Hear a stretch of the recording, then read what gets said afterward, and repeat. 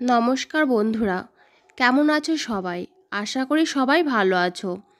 আজ আমি আপনাদের সাথে সবচেয়ে সহজভাবে ভীষণ একটা মজাদার রেসিপি নিয়ে এসেছি।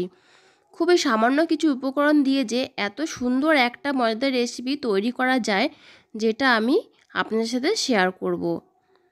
এটা তৈরি করতে আমি এখানে নিয়েছি 1 বাটি চিড়া আর হাফ বাটি ময়দা আর নিয়েছি একটা ডিম। তাহলে চলুন দেখে নিই রেসিপিটা আমি কিভাবে তৈরি করছি। এখানে আমি নিয়েছি একটা মিক্সিং বোল। এবার দিয়ে দিচ্ছি হাফ বাটি ময়দা। আপনারা চাইলে এখানে ময়দার পরিবর্তে আটাও ব্যবহার করতে পারেন। এবার দিয়ে দিচ্ছি 1 বাটি চিড়া। ময়দার পরিমাণ আপনারা সবসময় চিড়া থেকে কম করে নেবেন। এবার এখানে আমি দিয়ে দেব একটা ডিম। আপনারা চাইলে ডিমের পরিমাণটা বাড়িয়ে নিতে পারেন। এখন এখানে দিয়ে দিচ্ছি আমি কিছুটা চিনি। যে যেরকম মিষ্টি পছন্দ করেন আপনারা সেই পরিমাণে চিনি দেবেন। এখন দিয়ে দিচ্ছি সামান্য পরিমাণ লবণ। এখন এখানে দিয়ে দিচ্ছি কিছুটা এলাচের গুঁড়ো। আপনারা কিন্তু এখানে এলাচের গুঁড়ো দিয়ে দেবেন, তাহলে ডিমের যে কাঁচা গন্ধ সেটা চলে যাবে আর খেতেও সুন্দর লাগবে। এখন এই সবগুলো উপকরণ আমি হাত দিয়ে ভালো করে মেখে নেব। এখানে কিন্তু কোনো রকম জল ব্যবহার করা যাবে না। ডিম আর চিনি মিশিয়ে এখানে জল ছেড়ে দেবে।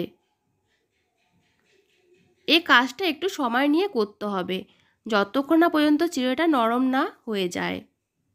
দেখুন খুব সুন্দর করে মেখে এটা আমি একটা ডোয়ের মতো করে নিয়েছি। এটা কিন্তু নরমও হবে না আবার শক্তও হবে না। এখন 2 হাত ভালো করে পরিষ্কার করে একটু তেল মেখে পিঠা তৈরি করে নেব।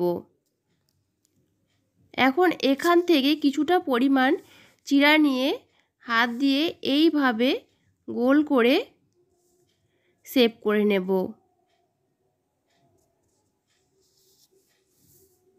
আপনারা কিন্তু আপনাদের পছন্দ মতো শেপ করে দিতে পারেন। এইভাবে আমি সবগুলো তৈরি করে নেব।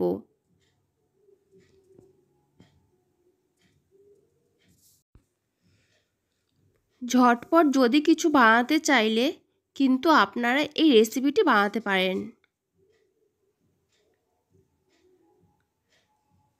দেখুন সবগুলো তৈরি করা হয়ে গেছে।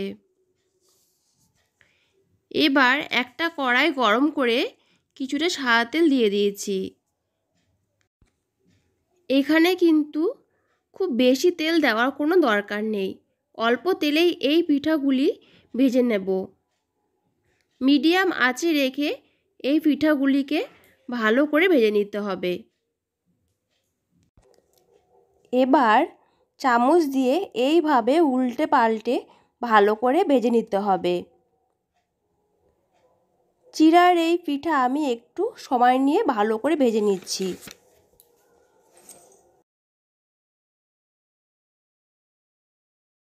দেখুন বন্ধুরা কত সুন্দর ভাজা হয়ে গেছে এবং কালারটাও কত সুন্দর এসেছে।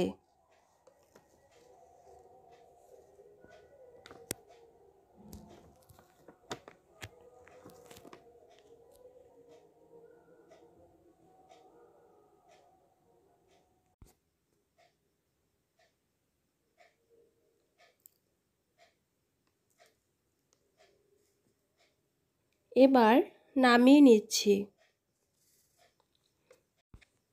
দেখুন কত সুন্দর কালার। এই রেসিপিটা দেখতে যতটা সুন্দর খেতেও ঠিক ততটাই সুন্দর।